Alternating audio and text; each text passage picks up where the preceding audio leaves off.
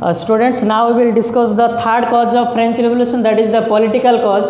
First of all, when Louis XVI became the ruler or king of French society, at that time the French society had an empty treasure, so there was no sufficient money to maintain the daily affairs of the French society.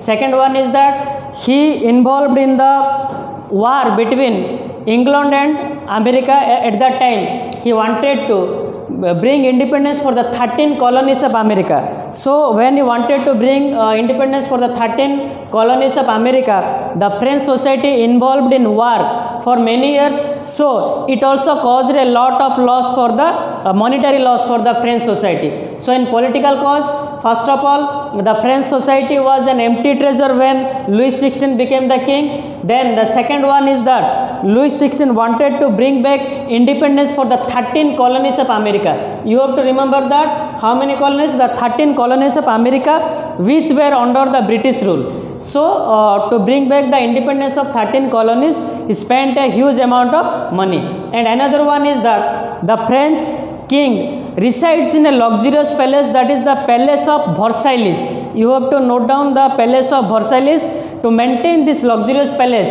the French society or the French king spent a huge amount of money.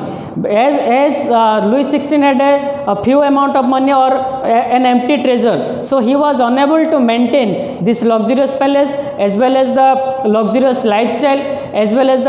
lifestyle of the queen. You have to remember the name of the queen, that is Mario. Mario was the queen of French society. So to maintain this type of luxurious life, luxurious palace, and to fulfill the war needs, a huge amount of money was spent by the French society. Then we will move back to the fourth cause of French Revolution, that is the growing middle class.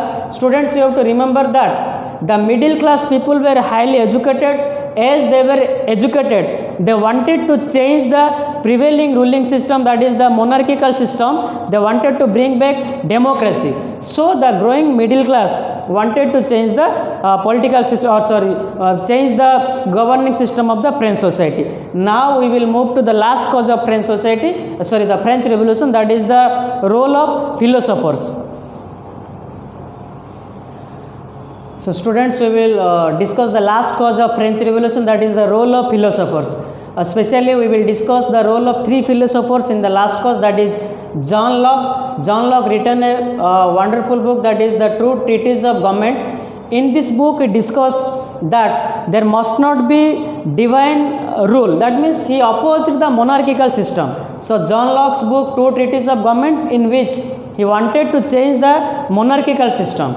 The second philosopher who played a major role in French Revolution is Jean-Jacques Rousseau. You have to remember the name Rousseau. His book was Social Contract. Social Contract book defines that there must be a ruling system which must be prevailed according to the wish of the people. That means the people must have to choose the government. The third philosopher of French Revolution was Montesquieu. Montesquieu book The Spirit of the Law. In this book he discussed the division of power in the society, that is the legislature, executive and judiciary. It means he wanted to divide the power, so the power must not be concentrated in a single hand. So division of power was discussed in this book of Montesquieu. So students, we have discussed the various causes of French Revolution. Once again I am repeating the points.